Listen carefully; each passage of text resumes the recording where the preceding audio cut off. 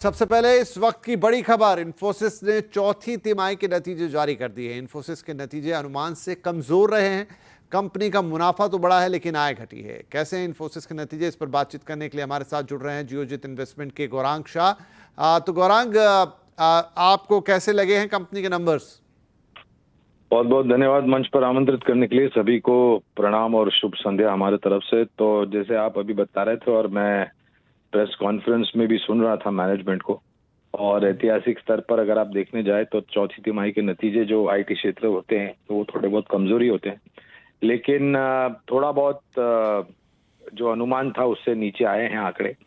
और जो आगे जाकर के कारोबार की जो इन्होंने टिप्पणी दी है वो थोड़ी बहुत कॉशियस इसलिए क्योंकि जो परिस्थिति अमेरिका में हो रही है और निर्भरता जिस प्रकार की आईटी कंपनियों की अमेरिका में है, खास करके आय और मुनाफे को लेकर के, तो उसकी वजह से ही मेरे ख्याल से थोड़ा बहुत कॉशियस अप्रोच ये नए वित्तीय वर्ष में इन्होंने रखा है। मैं इतना बिल्कुल कहूंगा कि शायद इन आंकड़ों को देख करके जब सोमवार को हम लौट करके आएंगे कामकाज में तो थोड़ा बहुत दबाव दिख सकता है, लेकिन डिस्क्लोजर भी देना अनिवार्य होगा। अगर लंबी अवधि का नजरिया है तो आज के तारीख में हमारी निवेश करने की राय है इन्फोसिस में। मैं बात कर रहा हूँ लंबी अवधि के लिए, यानी कि 12 महीने, साल, 1.5 साल के समय सीमा से।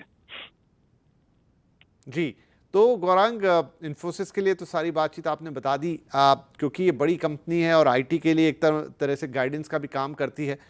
क्या और जो नतीजे इस रिजल्ट सीजन में हमें देखने लगभग इसी लाइन पे आते हुए दिखाई देंगे जहां तक आईटी कंपनीज की बात है, क्योंकि इस वक्त उन पे नजर सबसे ज्यादा? टीसीएस के तो देख लिए, विप्रो के देख लिए, विप्रो में निराशा थी, इन्फोसिस में इतना उत्साह नहीं था। बाकी रहे दो दिग्गज कंपनी एचसीएल टेक और टेक महिंद्रा। एचसीएल टेक मेरे ख्याल से आप ऐतिहासिक तौर पर जाए तो सभी दिग्गज आईटी कंपनियों की तुलना में थोड़े बहुत बेहतर आंकड़े हो सकते हैं। टेक महिंद्रा का मिला जुला सा रुझान रहेगा, ऐसा हमारा अनुमान है। लेकिन कुछ छोटी और मझौली जो आईटी क्षेत्र की कंपनी है वहां पर मैं उम्मीद लेकर चल रहा हूं कि शायद थोड़े बहुत बेहतर नतीजे आ सकते हैं।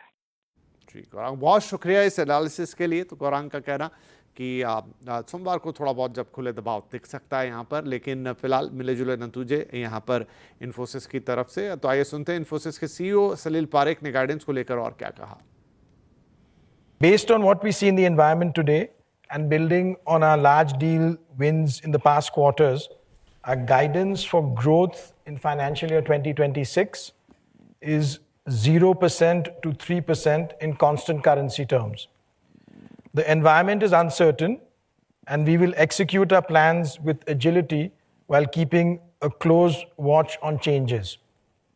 Our margin guidance for the financial year 2026 is at 20% to 22%. अब बाजार की नजर शनिवार को आने वाले नतीजों पर होगी। शनिवार को एचडीएफसी बैंक और आईसीआईसीआई बैंक के नतीजे आने हैं। कैसे रह सकते हैं नतीजे, डिटेल्स लेते हैं अपनी सहयोगी दीपाली राणा से और मिताली जैन से। दीपाली, पहले आपके पास एचडीएफसी बैंक, किस तरह की उम्मीद लगाई जा सकती है इस बार नतीजों से?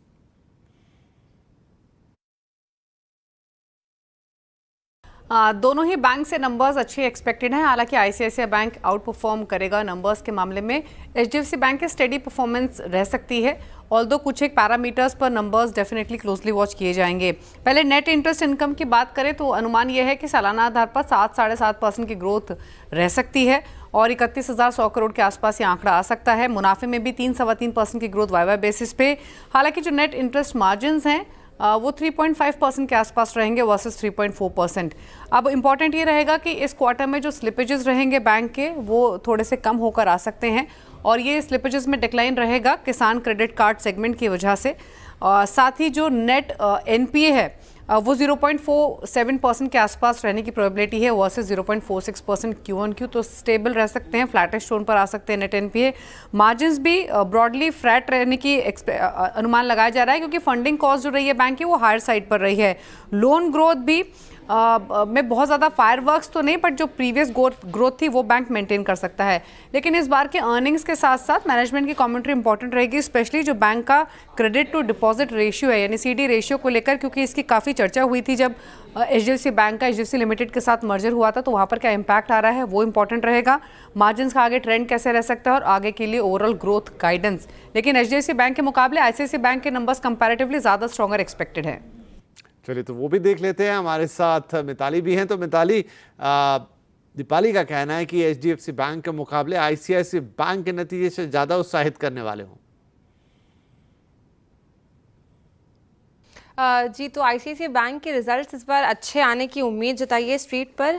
नेट इंटरेस्ट इनकम में 9% का इजाफा देख सकते हैं ईयर ऑन ईयर बेसिस पे। ऑपरेटिंग प्रॉफिट में 16% की यहाँ पे ग्रोथ देखने की उम्मीद है। नेट प्रॉफिट का आंकड़ा 12,190 करोड़ के आसपास का देख सकते हैं 14% की ग्रोथ के साथ। साथ ही लोन ग्रोथ 15% और डिपॉजिट ग्रोथ में 11% की ग्रोथ के अनुमान यहाँ पे स्ट्रीट ने लगाए हैं।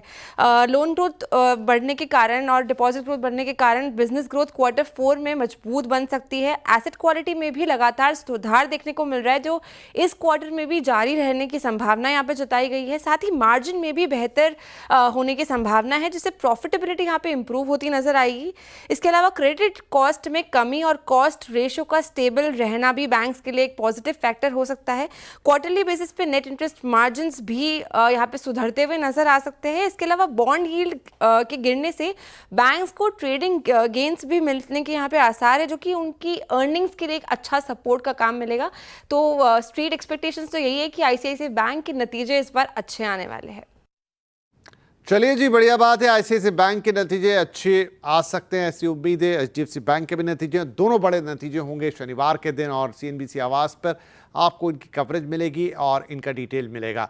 इधर निफ्टी वीकली एक्सपायरी पर बाजार का जोश आज डबल हाई रहा। बाजार ने तेजी का चौका लगाया। सेंसेक्स निफ्टी करीब 2% तक की तेजी के साथ बंद हुए। सेंसेक्स 1509 पॉइंट चढ़ा और 78,553 पर, तो निफ्टी 414 पॉइंट चढ़कर 23,852 पर बंद हुआ है। निफ्टी बैंक में भी जोरदार तेजी रही है। आज के बाजार में निफ्टी बैंक ने करीब 2% से ज्यादा की बढ़त हासिल की। मिड कैप और स्मॉल कैप इंडेक्स ने भी अच्छी खासी तेजी दिखाई। सेक्टर वाइज बात करें तो आईटी को छोड़कर सभी सेक्टर इंडेक्स आज बढ़त पर बंद हुए हैं।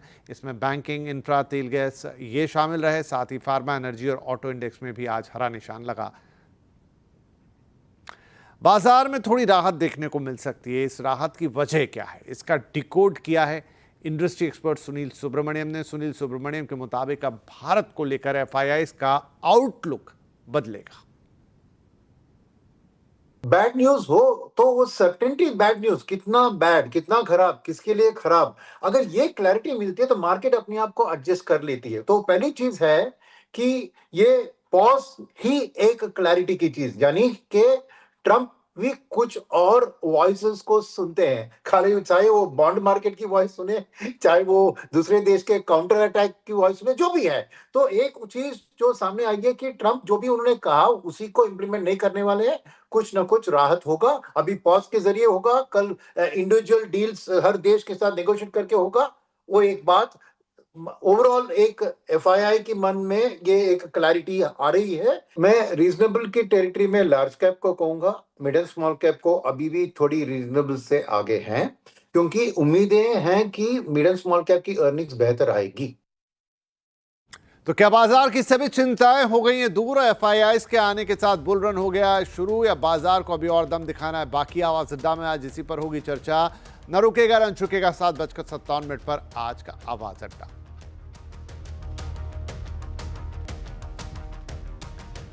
बॉम्बे स्टॉक एक्सचेंज के 150 साल पूरे हो गए हैं और बीएसई गौरवशाली 150 सालों का जश्न मना रहा है। इस मौके पर मुंबई में एक भव्य कार्यक्रम आयोजित आज किया गया है। इसमें वित्त मंत्री निर्मला सीतारमण के साथ साथ सेबी चेयरमैन तुहिन कांत पांडे भी शामिल हुए।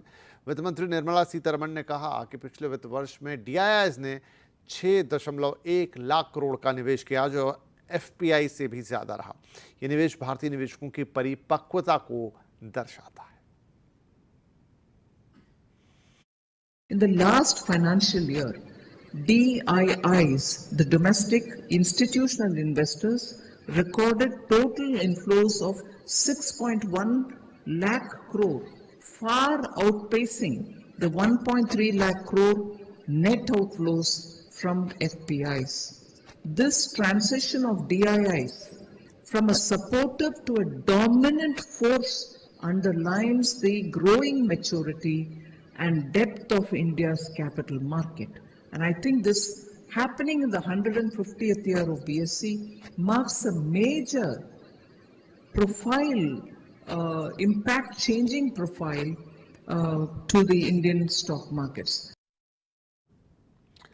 बड़े कॉर्पोरेट्स में गवर्नेंस फेल्योर का असर बाजार पर पड़ सकता है, ये कहना है सेबी चेयरमैन तुहिन कांत पांडे का। सीआईआई कॉर्पोरेट गवर्नेंस समिट में बोलते हुए सेबी चेयरमैन ने कहा कि वित्तीय स्थिरता को बनाए रखने के लिए ऐसे फेल्योर को रोकना जरूरी है। So governance failures in large corporates can have ripple effects across the market and economy. Preventing such failures is essential to maintaining financial stability. By mandating disclosures, board structures, and oversight mechanisms, we aim to create a self-regulating environment that encourages ethical and responsible corporate behavior. We are conscious that over-regulation can stifle growth and innovation. At the same time, too little regulations can also lead to decline in trust of stakeholders and adversely impact growth.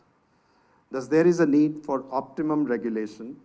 Regulations need to be rationalized by removing what is no longer relevant and reducing overlaps. We need to move from a thinking of minimum compliance to maximum governance.